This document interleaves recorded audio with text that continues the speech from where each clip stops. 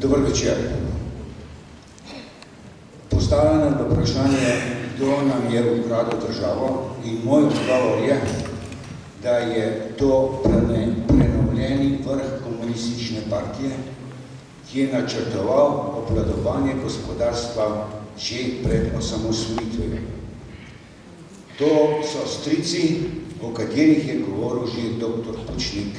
On je sicer uporabljal terminus odtujeni centri moči. Jaz moram povedati, da malce sem se s tem v preteklosti, zato sem se malo zanimal, in kar se je v Sloveniji dogajalo, pravzaprav ni nič izredno novega. Vsa srednja in vzhodna Evropa, ki je pred 20 leti prešla iz totalitarnih režimov v demokracijo, skoraj v vsaki državi imate zelo slične probleme, od njih obstoja precej tuje literature, in jaz se ne morem znebiti občutka, da so se vse prenovljene komunistične stranke preko socialistične internacionale posvetovale o tem, kako to izpeljati. Kaj se je dogajalo? Jaz bom tu zelo kratek.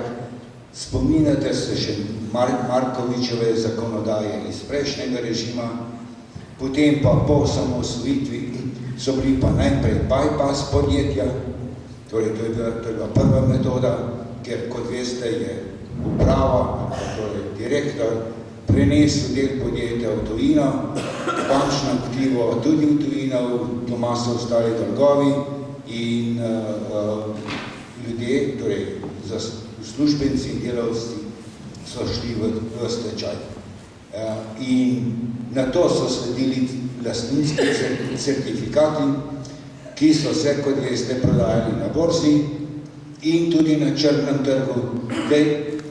Iz tega so seveda nastale tisti pidi, povzajemni skladi, ampak kupil je lahko samo tisti, ki je imel politične zveze v bankah.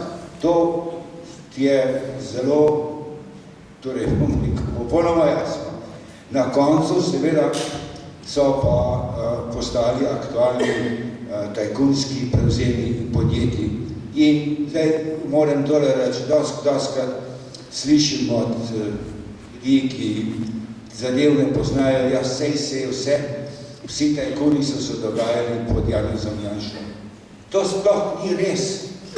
Ravno kako sem povedal, da je ta proces je trajal 20 let. Res je, da je bilo nekaj tajkunskih nevladnih prevzemov strani, pri katerih je sodelovala Ljubljanska banka pod zadnjo Janševo vlado, ampak vlada Janša ni obvladovala Ljubljanske banke takrat. Zdaj, da se detalje ne bom šel, ampak zadeva je taka in to stoji. Zdaj, ne povem samo za en primer, pa še za to tudi, ker sem v Celju, ki sem ga sam doživel, kar se tajkunskih prevzemov tiče. Jaz sem skoraj 40 let živel v tujini in potem sem prišel nazaj v Slovenijo zato, da bi glasoval na plebiscitu, in zelo kmalu potem je Demosova vlada postavila za generalnega direktorja vseh 3 železarn. No, ena železarna je bila tudi v Celju. Jaz sem imel zelo dobro ekipo, ki sem si jo sam izbral. Iz Celja je bil gospod Senčič, ki je bil zelo učinkovit član moje ekipe, in mi smo naredili tisto, kar je Demos od nas zahtevala, Demosova vlada od nas zahtevala, kar je bilo to, da smo pripravili program finančne sanacije železarn.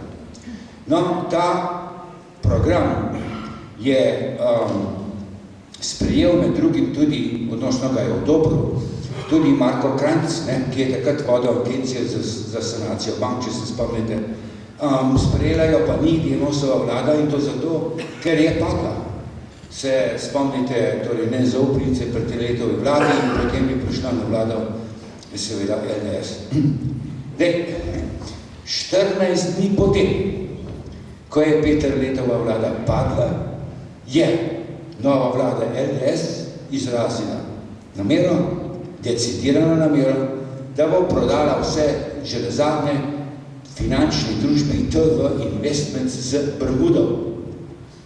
Namreč zdaj recimo dve stvari, če je to tako, mi grede omenem, torej podjetje z 10 tisoč zaposlenimi in z bilančno vsoto 1 milijarde mark ne morete nikjer na svetu prodati v 14 dneh. Ne?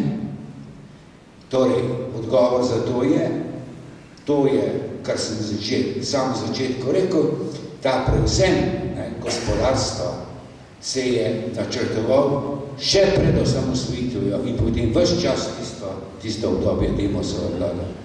No, meni je bilo seveda jasno, kaj ta nova LDS-ovska vlada hoče. Prvič, hotel sem uporabiti, on sem mislim, da sem mislim tak bolj naivan in nekoliko putast, ne. Američan, torej Slovenec, ki je prišel z Amerike v Slovenijo, ker je res precej putasto, ne. Skaj pa ni tam vstal in oni so, ne. In oni so hoteli, da bom jaz zdaj, ne, kot svojo ameriško avtoriteto podpisal to pogodbo. No, zdaj, jaz sem v tistih desetletjih kot zoni, ne, sem se ukvarjal tudi nekoliko pa do precejšnje mere s finančnimi zadevami, ne, v inženirstvu. In meni je bilo čisto jasno, da na Bermudih lahko delate samo dve stvari, ne. Ali se kopate v morju, ali pa perete denar. No,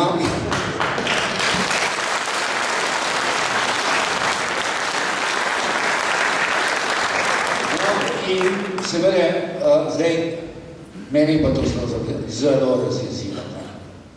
Jaz nisem prišel v Slovenijo zato, da bom zdaj slovenska podjetja prodajal na Bermude.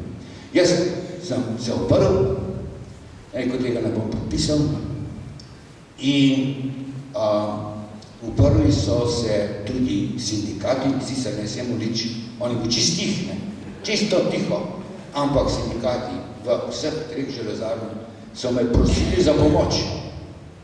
In torej javno nastopanje, takrat so bili mediji drugačni, takrat je bil urednik dela Tik Dobršek, na nacionalni televiziji je vodil informativni program Vlada Ambrožič, jaz sem imel dostop do obeh medijev neomejen in vtis in vpliv tega v civilni družbi je bil tako močan, da je takratna vlada odstopila od železarnih, kot veste, takrat niso bile prodane.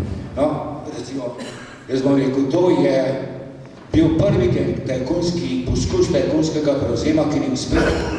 Uspeli so pa vsi ta drugi. Če pogledamo 20 let nazaj, zdaj se lahko vprašamo, kje je ves ta denar in koga je. Vimo, da je to je Singapur, to so Deviški otoki, to je vrsta davčnih oaz, za katere je bilo jasno rečeno tudi v medijih, da je tam tja odšel slovenski denar. Začel se, torej, moram tole, ne smem pozabiti povedati, da začela se je zadeva, z tem prenosom v tujino, že za časa gospe Romane Logar, direktorica Agencije za plačilni promet. Takrat je ona revidirala, in to sem moram zdaj bom povedal, ker sem se zapisal, je leta 1996 izdala 1086 uredb o uvedbi revizijskega postopka v podjetjih. Niti ena zadeva ni šla skozi. Pri tem pa je treba še povedati, da je zakonsko takratni minister Gaspari zakonsko prepovedal Romani Logar, da revidira bypass podjetja, torej tiste družbovcev. En precejšen del, po nekaterih ocenah ena četrtina, mogoče še več, tretjina takratnega denarja v slovenskem gospodarstvu je že takrat odšla v tujino. No, zdaj v zadnjih, torej v naslednjih letih, in če zdaj pogledamo nazaj, se pa lahko postavlja vprašanje, koliko je zdaj tega. Zelo zanimivo je, ne? Da je bivši predsednik državnega sveta, gospod Blaž Kavčič, je na televiziji rekel, zdaj se ne vem, ali se mu je zareklo, ali ne, ampak on je rekel, da je približno 20 milijard evrov v davčnih oazah. Tudi nekaj drugih oddaj je bilo, in to je bila Slakova, tisti Slakovi pogledi, takrat so bili še dobri, ne, zdaj so, ampak takrat so bili dobri, je bila ena dobra analiza, ki je kazala nekaj 15 plus milijard. No, zdaj, recimo, če mi vzamemo, recimo, ne, bom povedal takole, ne, če vzamemo, za primer, da je bilo 20 milijard, ne, v 20 letih, to je 10% povprečju državnega proračuna na leto, ne. No, zdaj, a veste, v 18. stoletju, pa še prej, ne, so kmetje plačevali desetino grofov. Te desetine jih je osvobodil avstro-ogrski cesar Franc Josef leta 1948, ne, z odpravo plačanstva. Zdaj se pa vprašanje postavlja, ne, kdo nas bo pa zdaj osvobodil teh 10% državnega proračuna na leto, ki smo ga plačevali, torej tajkunom. Moj odgovor je edini, ki bi bili to sposobni, je bila Janševa vlada. In razlog, da je za to trdim, je to, da jaz sem prepričan, da je sedanja gonja proti Janezu Janši osnovana, odnosno razlog za njo, predvsem ta, da je vlada predvidela ustanovitev slabe banke.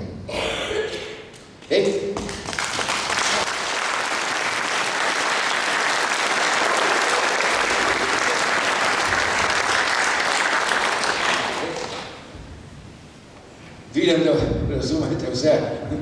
Če so ustanovili slaba banka, se tam prej dosjeli in vsi posolijo jemanci, ki so prišli do teh milijardnih, lahko rečemo, posojil, so prišli do njih po političnih zvezah, in če bi to bilo odkrito in dostopno javnosti, bi se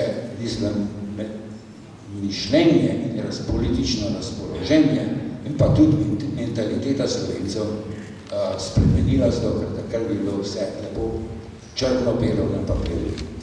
Jaz bom zdaj s tem končal, rekel bi samo še tole.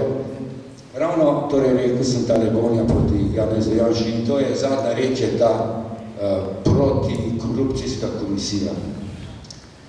Ocene so bile dane od uglednih pravnikov, dr. Šturm je o tem govoril, dr. Brščič je finančno ocenil to njihovo dokončno odločbo. Jaz bom pa povedal, kaj se jaz mislim. Jaz mislim, da je zakon o protikorupcijski komisiji protiustaven. To pa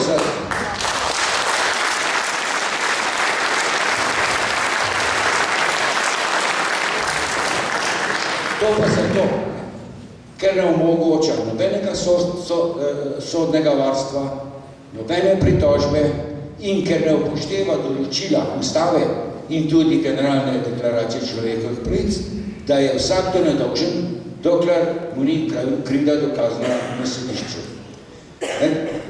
Samo še tole, res pa je, da jaz imam določeno alergijo do senata. V prejšnjem režimu me je ljudski senat ravno tako, brez sodnega varstva, brez kakršne prekoli pritožbe v nasprotju z generalno deklaracijo človekovih pravic, dvakrat poslal na goli otok. In to se v osnovi zdaj dogaja Janezu Janši. Hvala lepa.